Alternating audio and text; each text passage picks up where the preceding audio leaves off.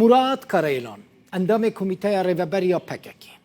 هنک سرین هفدیتنا پیاده و یپگه گل ترکیه کربون اشکره گوت اشکره کرن کارایلان کو یک سرکردین پککین هری ناسکریه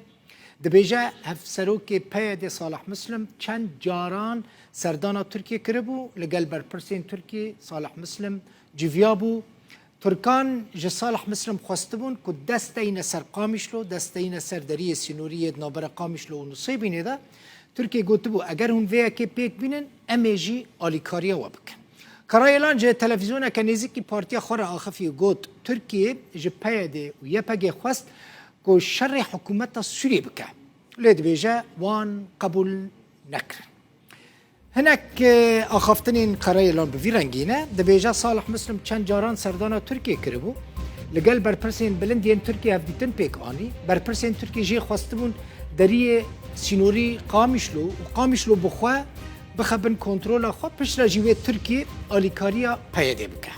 قرايلان قوت برپرسين تركيا جي صالح مسلم را قوت بون پشتي دريه قامشلو يه سينوري والشيخ مقصود يه حلبه گوت بکن بن کنترولا پیاده و دوی پیاده ایرشی سوریه بکن ترکیه دبیجه پلان کربو پشتی وان تشتین کوارن کرن و ترکیه دستین سر حلبه و پشت راجیوه بری خواه بده شامی سرکرده پکه که مراد قرایلان ده هف پیوینه خواده گوت کردان داخوازن ترکیه قبول نکرن جبر ویا که جی ترکیه سیاست خواه لهمبری کردین سوریه گوهرد گوت اگر کردین سوریه ده سال 2012 و 2013 دا به ترکیه را کار کربانا و سوریه بکتا لی کردان اویک نکرن کردان هیشتن که حکومت سوریه لسر لنگان ببینه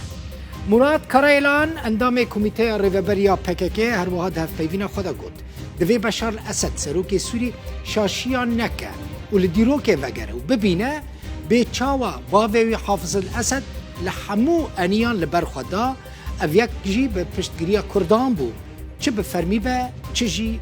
به دزیبه گوت سیاستار سروک ترکیه رجب طیب اردوغان سوری گهان در روشانها که چته لدورا خواه کوم کرن و سوری ویران کرن اردوغان توانبار دکه ده تک برنا ویران کرنا سوری ده مراد کارایلان بیجه دوی اسد بشار الاسد باوری خواه به اردوغان نینه